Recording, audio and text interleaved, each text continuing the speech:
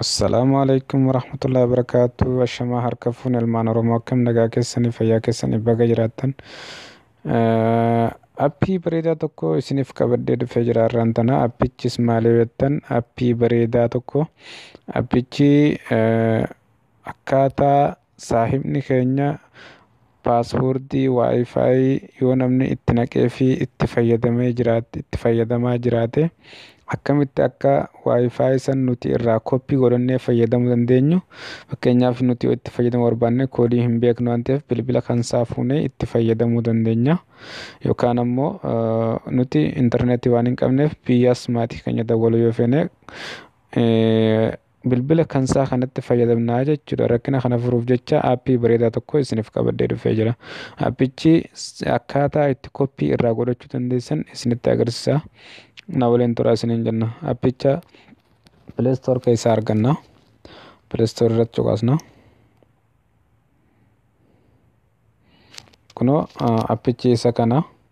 Waayifaayi kana aappichi isuma kana instaal godhee hojjira waan ta'eef aappicha oppiin jeetuman seenee isinitti agarsiisa. Osoo gara oppiin hin jenneen duratti akkuma odooma isin argitanii waayifaayi kana forget goonee keessaa baana. Kun akkuma isin argitan waayifaayi kana amma hojjetaa jira. Forget hin godhaa jechuudha. Kunoo waayifaayichi isa kana jechuu koodii na gaafatee jira. Waayifaayi koodii na gaafatee jiru kana akkamitti akkaan naqachuu danda'u isinitti agarsiisa. Na waliin tura. Amma gara barnaamija sanaatti deebinee oppiin jennaanii jechuu. Erga oppiin goonee booda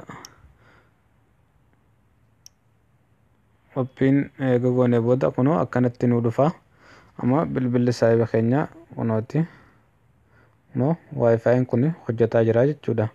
Isa hojjetaa jiru kana akkamitti akka kontaaktii godhuu dandeenyu isinitti agarsiisa.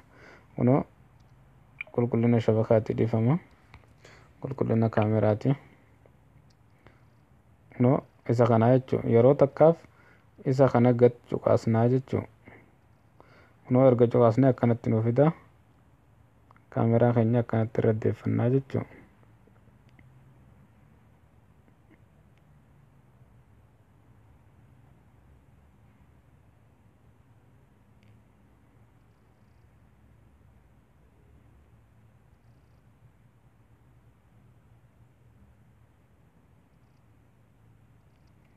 Kunoo hordoftoota tiyyaa kunoo shabakaa naqannee jirraa jechuudha. Shabakaa reefuu hin qabne san naqannee jirra kunoo. Connection successful nuun jee jira. Isa kana kunoo waayifaayi reefuu hayne san naqannee jirraa jechuudha kunoo. Akkuma isin argitu kana. Akkana hordoftoota tiyyaa akka irraa fayyadamtan kabajaan isin affeerraatii. Waan nu daawwattaniif galatoomaa. Haga barnoota biraatti wal deemnutti nagaan nuuf jiraadhaa.